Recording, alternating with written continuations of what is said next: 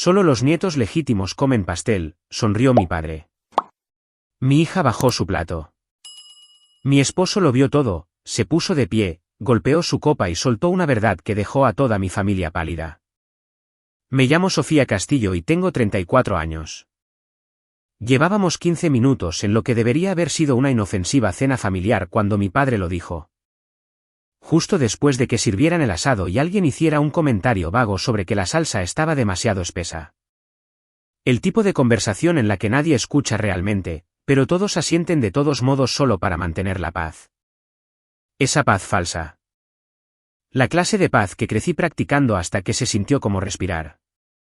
Mi hija estaba sentada a mi lado, balanceando las piernas. Un zapato medio salido. Había esperado toda la noche por el postre porque había visto la caja del pastel cuando llegamos y susurró chocolate, como si fuera un código secreto. Así que cuando mi primo lo trajo y empezó a cortar las rebanadas, ella se estiró con ambas manos como lo hace una niña de 4 años, completamente inconsciente de que los adultos estaban a punto de arruinar el momento. Él le dio un trozo pequeño, lo equilibró en su plato como un tesoro, sonrió, y entonces mi padre, bebiendo su vino con esa sonrisa de satisfacción que crecí odiando pero que aprendí a ignorar, lo dijo en voz alta, lo suficientemente alta para que todos lo oyeran. Solo los nietos legítimos reciben un trozo de pastel. La sala no se silenció de inmediato. Hubo un par de risas incómodas. Alguien se aclaró la garganta. Las palabras tardaron un segundo en aterrizar, pero aterrizaron justo delante de una niña pequeña que sostenía un tenedor y trataba de entender por qué nadie más sonreía. Mi hija bajó su plato. No de forma dramática, no con lágrimas, solo un movimiento pequeño y confuso, como si de repente no supiera si se le permitía desear lo que le habían dado. Algo en mi pecho se apretó. Miré a mi madre. Ni siquiera parpadeó, como si lo hubiera oído antes y estuviera de acuerdo como si fuera obvio. Mi hermano de repente se interesó mucho en su teléfono. Mi primo se quedó mirando su plato, y mi esposo, él solo miraba a mis padres, no enojado, no sorprendido, concentrado, como si finalmente hubiera encontrado la línea exacta hacia la que se habían estado acercando durante años. Entonces se levantó, no lentamente, no de forma dramática, simplemente como si hubiera tenido suficiente. Golpeó su vaso una vez con el mango de su tenedor. El sonido resonó demasiado fuerte para un gesto tan pequeño. Y luego lo dijo. Si no consideran a mi hija su nieta, entonces ya no son parte del negocio familiar. No me moví. No respiré. Y si se preguntan si eso incluye el dinero que han estado recibiendo semanalmente, continuó, con la voz tranquila como el hielo. Sí, eso se acaba esta noche. La cabeza de mi madre se levantó de golpe como si fuera a hablar. Pero él la interrumpió antes de que siquiera abriera la boca. No me quedaré aquí a ver cómo humillan a una niña, dijo. Han estado fingiendo durante suficiente tiempo. No la quieren. Lo han dejado claro. Así que ya no se beneficiarán de nosotros. Luego se sentó, se sirvió un poco de agua, tranquilo como si nada. Y por primera vez en mi vida, mi padre no tuvo nada que decir. Ojalá pudiera decirles que ese momento se sintió poderoso, liberador, como una victoria largamente esperada. Pero sobre todo se sintió como si algo se hubiera roto, algo que yo había estado remendando con cinta durante años. Había puesto excusas por ellos, los había defendido ante mi esposo, le había dicho que cambiarían, que solo necesitaban tiempo, que no lo decían como sonaba, pero siempre lo decían en serio. Nunca vieron a mi hija como mía. Apenas la veían. ¿Y por qué? Biología. Cuando me casé con mi esposo, no lo hice por una fantasía. Lo hice porque lo amaba a él y la amaba a ella. No era complicado hasta que mis padres lo hicieron así. Lo que no sabían era que los $700 que recibían cada semana no provenían de una cuenta misteriosa. Eran de mí, más exactamente, de mi esposo a través de mí. A él nunca le importó, nunca lo cuestionó. Le dije que mis padres tenían dificultades y él simplemente dijo, haz lo que tengas que hacer. Nunca le dieron las gracias, nunca lo reconocieron. Simplemente lo esperaban como si se les debiera. Bueno, ahora ya no. Después de la cena, puse a mi hija en el asiento trasero y la abroché. Ya estaba somnolienta, sin entender realmente lo que había pasado, pero incluso a los 4 años, podía sentir que algo andaba mal. Le besé la frente y le dije que estaba orgullosa de ella, aunque no había hecho nada malo, aunque no debería haber necesitado consuelo por querer pastel. Cuando llegamos a casa, me serví una copa de vino y me senté en silencio. Sabía que mi teléfono vibraría. Sabía que habría mensajes de enojo, llamadas, acusaciones. Dirían que era una desagradecida. Dirían que los traicioné. Dirían que dejé que mi esposo me controlara. Pero la verdad era que nunca me habían respetado. Ni como madre, ni como esposa, ni como persona. Y ahora estaban a punto de aprender lo que significaba perder a la única persona que seguía lanzándoles un salvavidas. Los mensajes comenzaron incluso antes de que entráramos en nuestro garaje. Primero vino mi madre, ¿así que ahora tu esposo toma las decisiones por los dos? Luego otro unos minutos más tarde, ¿realmente crees que cortar lazos con tus padres te convierte en una heroína? Solo demuestra lo perdida que estás. Mi padre tampoco perdió el tiempo, nos debes más de lo que crees. Y luego la verdadera joya, hablaremos pronto. Solo tú y nosotros, sin él en tu oído. Miré el teléfono en mi mano. Luego lo puse boca abajo en la encimera de la cocina y no lo volví a coger en toda la noche. Mi hija se durmió a los 10 minutos de llegar a casa. No tenía idea de lo que significaba nada de eso, pero su carita parecía tensa incluso dormida, como si su cuerpo hubiera almacenado la confusión. Mi esposo no dijo nada mientras la arropaba. Cuando bajó, nos sirvió una copa a ambos y se sentó a mi lado en silencio. No necesitábamos hablar de ello. Ya estaba decidido. Lo que mis padres no sabían era que yo ya había detenido el pago automático antes de que terminara el postre. Mis manos temblaban bajo la mesa mientras iniciaba sesión en mi teléfono, cancelaba la transferencia y miraba la pantalla de confirmación como si fuera a cambiar algo sobre cómo me sentía.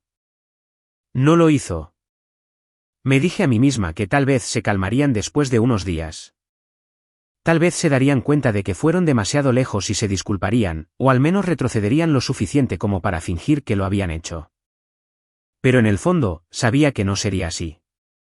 Porque la gente como mis padres no se disculpa cuando se equivoca. Escalan hasta que te rindes. Y mientras estaba sentada allí en la quietud de mi cocina, escuchando la casa asentarse, me di cuenta de algo que me revolvió el estómago. No habían terminado. Apenas estaban comenzando. Para el lunes por la mañana, el tono cambió. El domingo había sido pura indignación, mensajes de texto cortantes, mensajes de voz que comenzaban enojados y terminaban heridos, como si quisieran que yo llamara solo para hacerlos sentir mejor. No respondía nada. Fui a trabajar. Preparé el almuerzo de mi hija. Intenté pasar el día como si toda mi infancia no se hubiera hecho añicos en la mesa de la cena. Fue entonces cuando comenzaron los correos electrónicos. El primero era de mi madre. El asunto decía, no desechemos a la familia. Era corto, casi amable. Escribió que las emociones habían estado a flor de piel, que se dijeron cosas que no era necesario decir, que todos deberíamos tomar un respiro y seguir adelante. Terminó con, seguimos siendo tus padres. Una hora más tarde, llegó otro correo. Este era más largo, más cuidadoso. Escribió sobre cómo las familias sobreviven a los momentos difíciles eligiendo el perdón. Como esperaba que no dejara que la reacción de mi esposo definiera el futuro de nuestra relación. Cómo había cambiado desde que me casé. Cambiado. Esa palabra se asentó en mi pecho como una piedra. No respondí. Para esa tarde, la suavidad había desaparecido. El siguiente correo electrónico aterrizó como una bofetada, no eres su verdadera madre. No deberías fingir que lo eres. Lo leí 2 veces para asegurarme de que no lo había imaginado. Luego una tercera vez, más despacio. Algo dentro de mí se rompió de una manera que se sintió a la vez dolorosa y clarificadora, como darte cuenta finalmente de que aquello que has estado tratando de no ver ha estado frente a ti todo el tiempo. Mi padre continuó unas horas más tarde con un mensaje más largo. Usó palabras como linaje, traición, responsabilidad. Lo enmarcó como una conferencia, como si yo todavía fuera una adolescente que lo había decepcionado. Cerca del final, enterrada bajo párrafos de superioridad moral, había una línea que no me cuadraba: las cosas se pondrán difíciles si no arreglas esto. No era una amenaza directa. Mis padres nunca eran directos. Preferían que su amenaza fuera vaga, disfrazada de preocupación, para que te asustaras tú misma llenando los espacios en blanco. No respondí. Bloqueé sus números, borré los correos. Luego, antes de que pudiera dudarlo, le reenvié todo a mi esposo. No necesitaba explicarlo. Solo necesitaba que lo viera. Esa noche, cuando leyó los mensajes, vi cómo cambiaba su rostro. No era ira. Era concentración. Me miró y dijo: «¿No quieren reconciliación?» Asentí. «Quieren acceso, dinero», dijo él. «Control», agregué. Exhaló una vez, lentamente. «Entonces, dejemos de fingir que esto es emocional».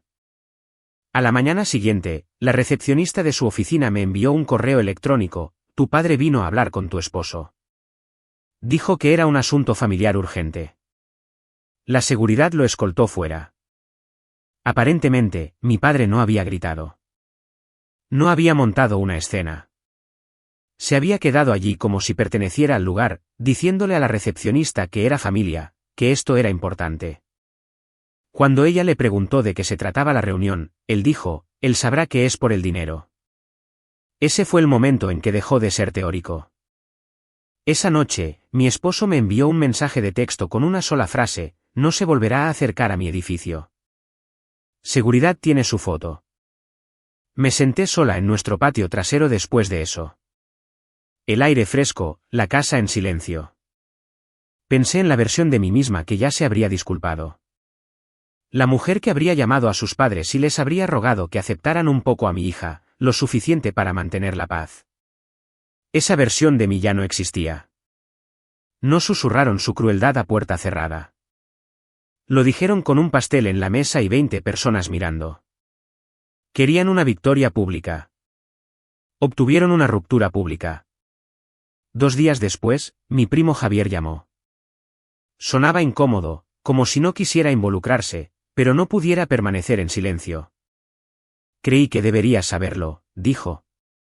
«Tu mamá le está diciendo a la gente que tu esposo te obligó a bloquearlos. Está diciendo que te está controlando, que te está aislando al cortarles el dinero». Mi estómago se apretó. ¿A quién se lo dijo? A la tía María, a un par de personas más. Incluso dijo que es abusivo. No lo interrumpí. Dejé que terminara, le di las gracias. Luego colgué. Y algo cambió para siempre. Esto ya no se trataba de sentimientos heridos. Esto era la guerra. El siguiente mensaje de voz de mi madre era meloso, lento. «Creo que todos dijimos cosas que no queríamos decir», dijo. «Volvamos a la normalidad. Llámame». Siguió un correo electrónico. El asunto decía: «reconstruyendo la confianza». Eran 2 párrafos de medias disculpas, la mayoría de las cuales culpaban a mi esposo. Escribió que estaban dispuestos a dejar atrás el drama si yo estaba lista para admitir que la cena se había salido de control. Me recordó todo lo que habían hecho por mí mientras crecía, cuánto se habían sacrificado. Miré la pantalla y sentí algo cercano a la calma. Había cambiado. Me había crecido una columna vertebral. Y eso era lo que no podían soportar. Después de 2 semanas de silencio por mi parte, el tono cambió de nuevo. Frío, agresivo. Mi padre escribió que cortarles el apoyo financiero era imprudente, que yo tenía una deuda moral con ellos por haberme criado, que ahora corrían el riesgo de perder su casa por mi arrebato emocional. Luego escribió la línea que no pude olvidar: «No eras nadie antes de nosotros. Recuérdalo». Y cerca del final, la misma advertencia, un poco más afilada: «No nos obligues a venir por lo que se nos debe». Reenvié el correo a mi esposo. Por primera vez desde la cena, vi algo diferente en sus ojos. No rabia, cálculo. Dijo una cosa: «Asegurémonos de que no puedan tocar nada». Durante las siguientes 48 horas, nos movimos rápido. Nuestro asesor financiero revisó cada cuenta. Cerramos o transferimos todo lo que yo había firmado. Quité mi nombre de los servicios públicos que les había ayudado a conseguir cuando su crédito estaba por los suelos. Cancelé la tarjeta de supermercado compartida, cerré sesión en los servicios de streaming que habían estado usando como si fueran suyos. Luego llamé a un abogado, no para iniciar una guerra legal, sino para crear un rastro de papel por si acaso. 3 días después, sonó el timbre. Una mujer estaba allí con una carpeta y una placa. Servicios de protección infantil. Dijo que alguien había presentado una denuncia anónima alegando que nuestra hija vivía en un ambiente inestable, que su madre biológica había fallecido y la mujer que la criaba, yo, no era legalmente apta, que el padre podría ser manipulador y abusivo financieramente. Usó esas palabras exactas, palabras que yo había leído en los correos de mis padres. La dejé entrar. No había nada que ocultar. Caminó por nuestra cocina, echó un vistazo a la sala de estar. Mi hija estaba coloreando en la mesa, tarareando para sí misma. Levantó la vista, sonrió, me mostró su dibujo de una jirafa azul y dijo, «Esto es para mami». Los ojos de la trabajadora se dirigieron a mí. Asintió, garabateó algo, hizo algunas preguntas básicas y se fue. En la puerta, hizo una pausa y dijo en voz baja, «Esto sucede cuando la gente siente que está perdiendo el control». No necesitó decir más.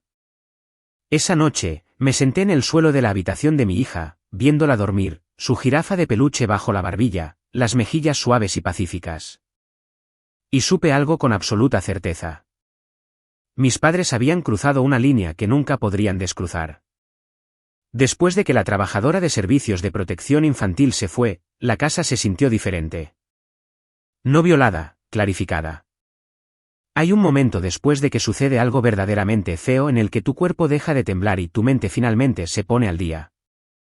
Me senté en la mesa de la cocina mirando el dibujo a medio terminar que mi hija había dejado. Una jirafa azul con patas torcidas, mi nombre escrito encima con letras desiguales. Mami, esa era la palabra que mis padres intentaron borrar. No lloré. No entré en pánico. Sentí un frío que era extrañamente estable, como si cualquier miedo al que me había aferrado durante años finalmente se hubiera consumido. Mi esposo entró en silencio y se sentó frente a mí. No preguntó si estaba bien. Ya sabía la respuesta. Ellos hicieron esto, dije. Él asintió una vez.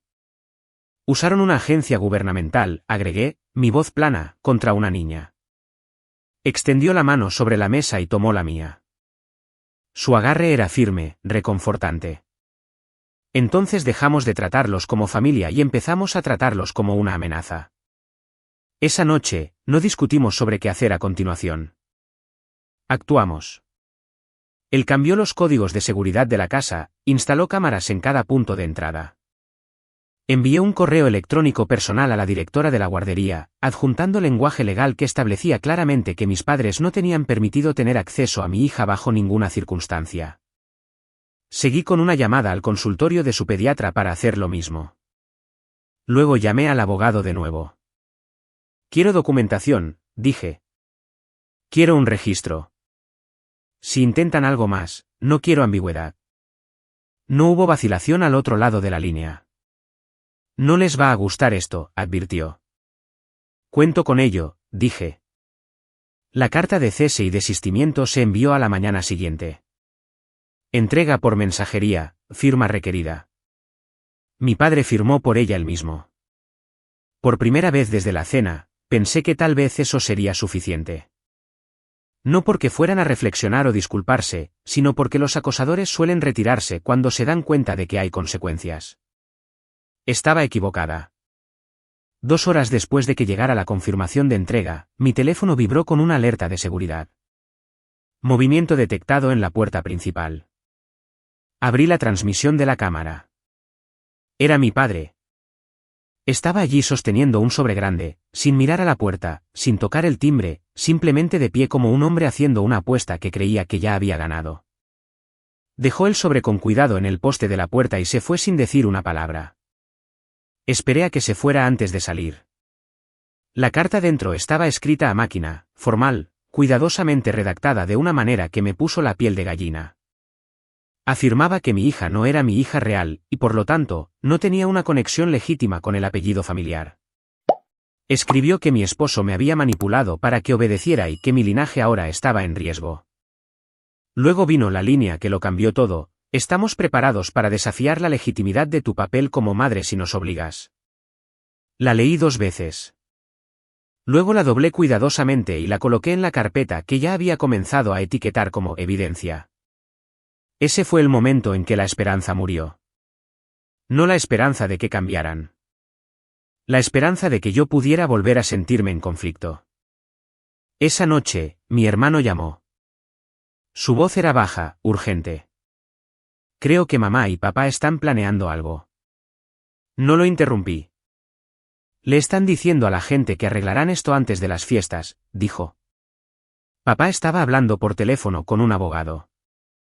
No paraba de decir cosas como ventaja en la sucesión y legitimidad biológica. Apreté la mandíbula. Le dijo al tío Ramón: tú solo eres la cara del negocio ahora, continuó mi hermano. Que tu esposo tiene el control real. Cree que si presiona lo suficiente, todavía puede volver a entrar. Cerré los ojos. No les digas que llamé, dijo mi hermano rápidamente. Por favor. No lo haré, dije.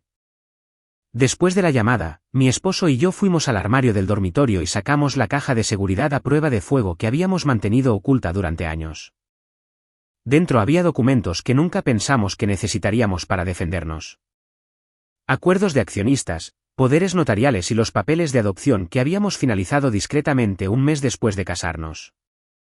No le habíamos contado a mucha gente sobre la adopción. El certificado de nacimiento original todavía mencionaba a su madre biológica por respeto. Pero legalmente, innegablemente, yo era su madre. Nadie podía deshacer eso. Ni mis padres, ni un tribunal, ni una amenaza escrita en papel barato. La carta de cese y desistimiento apenas había llegado, y ya estaban escalando. Así que dejamos de esperar. La siguiente llamada que hicimos no fue defensiva. Fue estratégica. A la mañana siguiente, actuamos antes de que el miedo tuviera la oportunidad de alcanzarnos. No por pánico, sino por claridad. Mi esposo hizo las llamadas mientras yo organizaba los documentos. El abogado, el asesor financiero, el enlace de la junta directiva, las personas que no trataban con sentimientos o historia, solo con autoridad y firmas. Durante años, mis padres se habían apoyado en una suposición: que yo no llegaría hasta el final, que me detendría justo antes de lo irreversible. Que la culpa frenaría mi mano. Estaban equivocados. Para el mediodía, se programó una reunión especial de la Junta. Silenciosa, eficiente, sin drama. El negocio familiar había dejado de ser un proyecto familiar en cualquier sentido significativo hacía mucho tiempo. Mis padres habían ayudado a iniciarlo décadas atrás, pero no habían movido un dedo en más de 10 años. Mi padre todavía se aferraba al título de fundador honorario, una etiqueta simbólica sin poder, sin acciones, sin voto, una reliquia. Esa tarde, con un voto unánime, el título fue eliminado legal, pública y permanentemente. Las cerraduras del edificio de oficinas se cambiaron el mismo día. Se envió una declaración formal a los empleados aclarando la separación. Neutral en tono, pero inequívoca en su significado. Sin ambigüedad, sin espacio para reinterpretaciones. Luego hicimos un cambio final. Renombramos la empresa, no con nuestros nombres, no por ego, sino en honor a nuestra hija, su segundo nombre, en realidad. Silencioso, elegante, fuerte. Un nombre que no gritaba, que no suplicaba aprobación. Un nombre que sobreviviría a cada amenaza que mis padres pudieran hacer. El nuevo letrero se colocó en una semana. La primera vez que mi padre lo vio, apareció en la oficina. Esta vez, no pasó del vestíbulo, y esta vez, nadie lo escoltó fuera. Lo ignoraron. Sin voces alzadas, sin confrontación, sin reconocimiento alguno. Se quedó allí varios minutos, mirando a su alrededor como un hombre que había entrado en una habitación que solía pertenecerle y se daba cuenta de que los muebles habían sido reorganizados sin su permiso. Luego se fue. Por un momento, pensé que eso podría ser finalmente el final. Debería haberlo sabido. El silencio que siguió no se sintió como una rendición. Se sintió como una estrategia. Pasó una semana, tal vez 9 días. Luego comenzaron los correos electrónicos, no para nosotros, sino para proveedores, antiguos suministradores, exclientes, personas vagamente vinculadas al negocio. Un proveedor nos reenvió un mensaje preguntando si había habido un cambio en el liderazgo porque alguien que decía ser el fundador les había advertido que la empresa estaba en disputa. Sabíamos exactamente quién era. Mi padre había resucitado el título que le habíamos quitado y lo estaba usando como un arma, diciéndole a la gente que había fraude. Que yo era mentalmente inestable. Que mi esposo estaba manipulando todo detrás de escena. Difamación, pura y simple. Corregimos la información rápidamente, con calma, legalmente. La historia se deshizo rápido.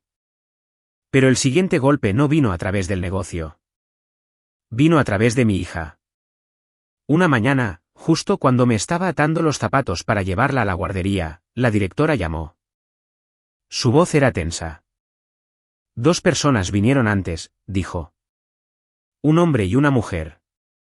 Dijeron que eran los abuelos de su hija y que usted les había dado permiso para recogerla.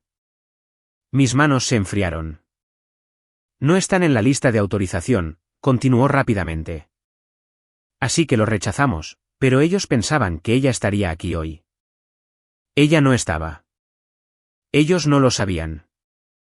Colgué y llamé a nuestro abogado antes incluso de terminar de atarme los cordones. Eso ya no era manipulación. Era interferencia. Para esa tarde, teníamos una orden formal de no contacto presentada. Las copias fueron a la guardería, a su pediatra, a nuestra compañía de seguridad. Lenguaje claro, sin lagunas. Si alguno de ellos se acercaba a ella de nuevo, no tratarían con abogados. Tratarían con la policía. Mi esposo se mantuvo aparentemente tranquilo esa noche, pero aún así cambió cada cerradura de la casa. Luego vino su movimiento final. 2 días después, nos entregaron una demanda. Mis padres nos demandaban, no por la custodia, no por difamación, sino por daños emocionales y financieros. Afirmaban que yo había abandonado mis deberes como hija, que eliminar públicamente sus nombres del negocio causó una humillación irreparable, que los $700 a la semana habían establecido una dependencia y que cortarlos era ilegal. Me reí cuando leí esa parte. Realmente creían que después de todo, el informe de servicios de protección infantil, el incidente en la guardería, la calumnia, todavía podían exprimirnos algo. La demanda no sobrevivió mucho tiempo. No tenía mérito. Fue desestimada antes de llegar a una audiencia, pero confirmó lo que ya sabía. No estaban tratando de arreglar nada. Estaban tratando de ganar. Y si no podían ganar en silencio, quemarían todo solo para sentirse poderosos una última vez. Fue entonces cuando decidí dejar de proteger la ilusión para todos los demás. No anuncié nada públicamente. Ni publicaciones en redes sociales, ni declaraciones dramáticas, ni citas vagas sobre límites o sanación. En cambio, hice algo mucho más incómodo. Dije la verdad. Reservé una pequeña sala comunitaria, nada lujosa, nada intimidante, y envié un simple mensaje a los parientes que habían pasado meses preguntando por qué me había callado, por qué había cortado lazos con mis padres, por qué las cosas se sentían tan tensas. Sin acusaciones, sin presión. Solo, si quieren entender, vengan. La mayoría de ellos vinieron. Tías, tíos, primos, incluso mi hermano, que se había mantenido en silencio después de advertirme semanas antes. Se sentaron en sillas plegables, con tazas de café en la mano, inseguros, preparados para el drama. No les di drama. Les di pruebas, correos electrónicos, la carta de cese y desistimiento, la carta dejada en nuestra puerta, el informe del incidente de la guardería, capturas de pantalla de la cronología de la visita de servicios de protección infantil. Grabaciones de la cámara de seguridad que mostraban a mi padre colocando ese sobre como una amenaza envuelta en cortesía. No levanté la voz. No lloré. Simplemente expuse todo en orden, como evidencia en un expediente. Cuando terminé, dije una frase. No les pido que los odien.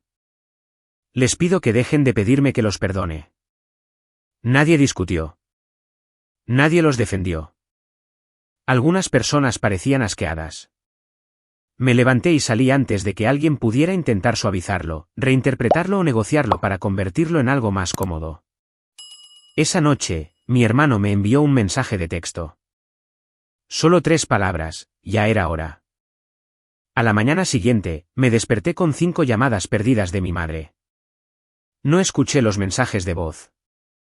Los borré antes de que terminaran de descargarse. Luego bloqueé todos los números que habían usado alguna vez.